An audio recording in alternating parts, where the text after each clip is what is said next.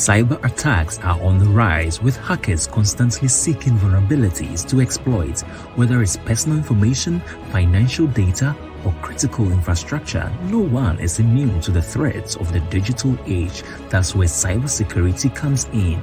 Grace IT Solutions can help you develop a career in cybersecurity and in six figures without necessarily having any technical background. Join us as we journey through this path together on our YouTube channel, Grace IT Solutions. For more information, contact +1571 365 1251.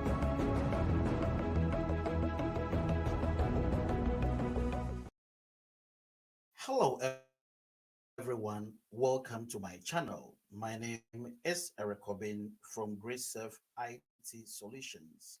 If today is your first time on this channel, kindly subscribe to this channel and be notified anytime we drop new video.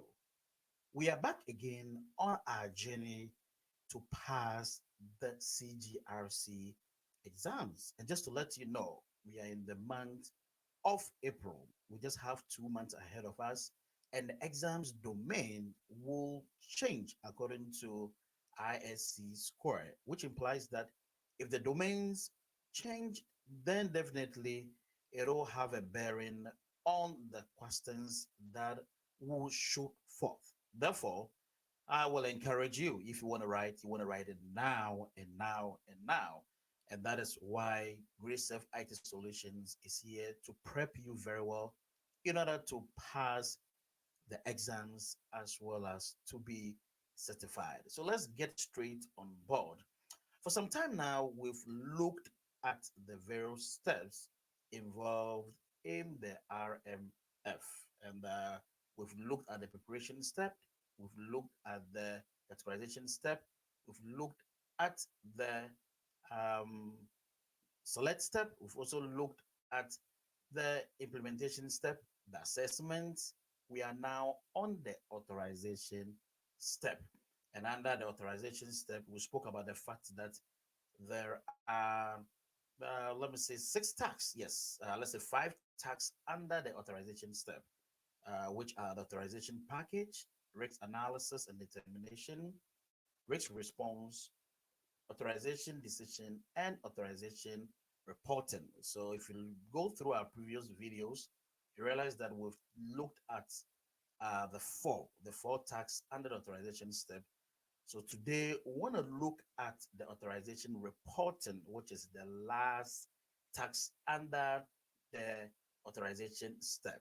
Now, the reason why we keep emphasizing on the tax is that in the exams, you must know your tax under all the steps. So if you look through the videos, we've taken ample time, and we've gone through and explained each of the tax as well as the stakeholders, are responsible for each of the tax. We also spoke about the fact that it's a must know to know the SDLC. So in the exams, you have to know your steps very well. In fact, if you look at the assessment step, it is heavily tested. If you look at the continuous monitoring step, it is also heavily tested, as well as the authorization step. So I would encourage you, if you really want to pass, you want to make sure that you know the concepts. I keep on saying that it's not about memorizing them, but understand how the question is set, and understand the concept of the whole RMF. If you're able to do that, and if you're able to master and probably know your assessments, know your continuous monitoring, know your authorization, your SDLC, your stakeholders, I believe you should be able to get your pass mark of 700 in order to pass the exam. So let's get straight and look at what the authorization reported is. But before that, we looked at the authorization decision, because it is based on the authorization decision where we can have the reporting of what the AO wants to communicate to the to the organization officials, you see. So therefore, we want to look at the authorization decision. So we spoke the other time that your authorization decisions are simply authorization to operate, authorization to use, common control authorization, and denial of authorization. So we're talking about four decisions that has been taken by the AO, being assisted by AODR. So again, authorization to operate, authorization to use, common control authorization, and denial of authorization. We took time and we've explained all those things, so we don't want to go back again. So please get hold of the video, and I believe that will better explain that to you. So the decision taken. Now, this is very important. That is why I want to touch on this. Now, if you look at what we're showing on the screen, it talks about authorization decision information. The authorizing decision is transmitted from the authorization official to system owners, common control providers, and other key organizational officials. The authorization decision includes the following information. So that is a decision. So if after the AO had reviewed, the document submitted, I mean the authorization package, and that deems that REX is acceptable and it is okay to allow the system to operate, yeah, that decision is taken. Whichever decision that after reviewing of the document, so far as REX is concerned, the AO takes the decision, he communicates that to the organizational official. So there's the organization decision aspect. Now, this includes also the terms and conditions for the authorization. So assuming if after the review, the AO feels that this system is okay, they pass it. So when they pass it, they give terms and conditions. Time-driven authorization frequency, if it is 3 years, 4 years, uh, 3 years, I beg your pardon, the maximum is 3 years. I mean, some can be given 1.5, I mean, it depends, but the maximum number of years is 3 years. So that is also communicated to the officials, as well as events that may trigger a review of the authorization decision, if any, and for common controls, the FIPS 199 impact level supported by those controls. So all this is being communicated. So these are very, very important. So it doesn't mean that once the decision is taken, that's it. The decisions taken and the information given as well has to do with federal, decisions. For instance, if the AO, agrees that the system should operate probably for 2 years for one or two reasons, there are conditions. Some of the conditions might involve, continuous monitoring of the system. Following laws, and the policies, federal laws and policies. So failure to abide by all this, decisions, terms and conditions can cause the authorizing official to rescind his decision, concerning the system, even though it has been approved.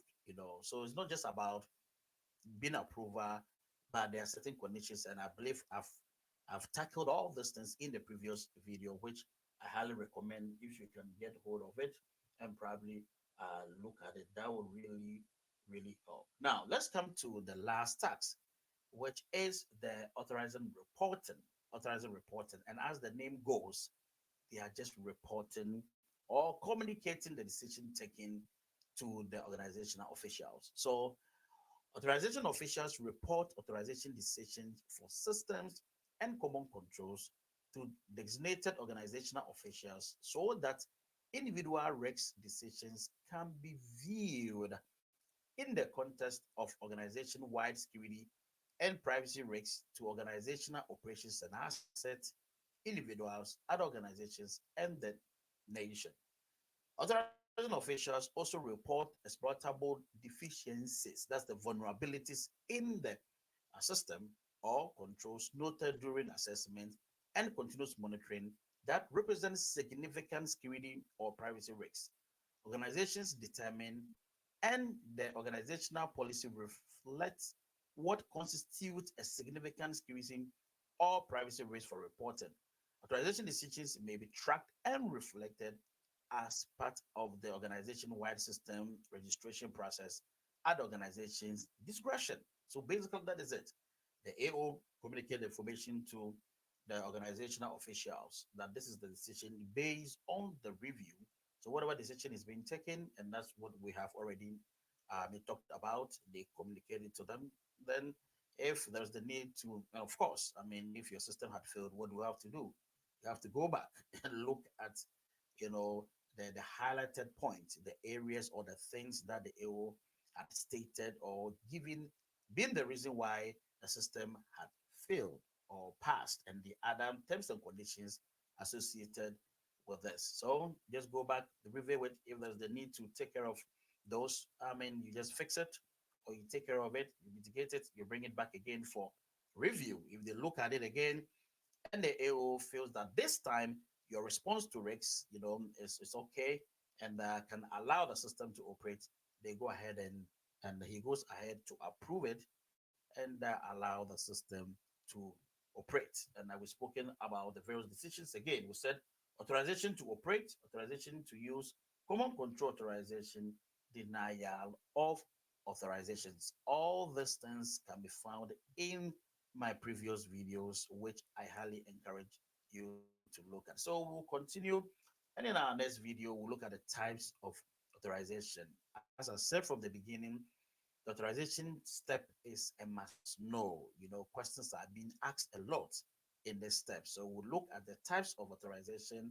There are a couple of them we have to look at. There are certain sensitive areas that we have to highlight so far as the exam is concerned, and we'll make sure we cover all these areas before getting into the last step, which is the continuous monitoring. Again, continuous monitoring is a must know. You have to make sure you know the ins and outs of those steps. So your SDLC is a must know. The tax and the stakeholders is a must know. Your assessment, continuous monitoring, authorization. At least if you know this, the last three, and you know the stakeholders, you read the question very well. Don't be in a rush. It's always about understanding the concept, then apply it. Understand the concept, you apply it. So I'll see you again in my next video. And again, I'm your tutor, Eric Obin from Grace Self IT Solutions. So if this is your first time coming across this video, kindly subscribe to our YouTube channel, click on the notification bell, and you'll be notified anytime we drop new video. Bye. And Cyber attacks are on the rise, with hackers constantly seeking vulnerabilities to exploit, whether it's personal information, financial data, or critical infrastructure. No one is immune to the threats of the digital age. That's where cybersecurity comes in. Grace Self IT Solutions can help you develop a career in cybersecurity, earning six figures without necessarily having any technical background. Join us as we journey through this path together on our YouTube channel, Grace Self IT Solutions. For more information, contact +1571 365 1251.